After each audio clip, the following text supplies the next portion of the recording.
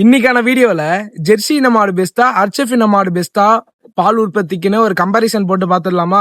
தெரியாதவங்க தெரிஞ்சுக்கோங்க. நம்ம தமிழ்நாடை பொறுத்த வரைக்கும் ஹெச்எஃப் இன மாடு பாத்தீங்கன்னா ஒரு நாளைக்கு 25ல இருந்து 35 லிட்டர் வரைக்கும் பால் உற்பத்தி தரும். இந்த ஜெர்சி இன மாடு பாத்தீங்கன்னா ஒரு நாளைக்கு 20 லிட்டர்ல இருந்து 25 லிட்டர் பால் தான் தரும். பால் உற்பத்தியை பொறுத்த வரைக்கும் ஹெச்எஃப் இன மாடு தான் பால் உற்பத்தி அதிகமா தரும். ஹெச்எஃப் இன மாடு பால் பாத்தீங்கன்னா 3.2ல இருந்து 4.0 வரைக்கும் கொழுப்பு சத்து இருக்கும். இதே ஜெர்சி இன மாடோட பாத்தீங்கன்னா 4.5ல இருந்து 6.0 வரைக்கும் கொழுப்பு சத்து இருக்கும். கொழுப்பு சத்துல பாத்தீங்கன்னா ஜெர்சி இன மாடுல தான் கொழுப்பு சத்து அதிகமா இருக்கும். இதனால உங்களோட பால் உற்பத்தி விலையும் அதிகமாகும்.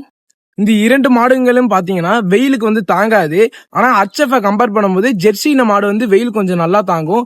வெயில பொறுத்த வரைக்கும் நீங்க ஜெர்சி மாடை தேர்வு செய்யறது பெட்டர். என்ன கேட்டா நோய் எதிர்ப்பு சக்தி ஜெர்சி இன மாடுக்கு தான் அதிகமா இருக்கும்.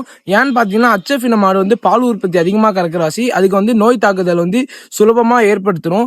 ஆனா ஜெர்சி இன மாடு அதோட கம்மியா பால் உற்பத்தி தரவாசி, அதுக்கு நோய் எதிர்ப்பு சக்தி ஹெச்எஃப் இன மாடை கம்பேர் பண்ணும்போது கொஞ்சம் கம்மியா இருக்கும். என்னை பொறுத்த வரைக்கும் நீங்க இரண்டு மாடுலையுமே கலப்பின மாடு போறது நான் சிறந்ததுன்னு சொல்லுவேன். ஏன்னா அது பாத்தீங்கன்னா வெயிலுக்கும் தாங்கும், நோய் எதிர்ப்பு சக்தி அதிகமா இருக்கும். உங்க பண்ணையை நீங்க லாபகரமா எடுத்துட்டு போகலாம். ஏன்னா நம்ம தமிழ்நாட்டுல பாத்தீங்கன்னா வெயில் தாக்கம் அதிகமா இருக்கிற வாசி கலப்பின மாடு போறதே பெஸ்ட்.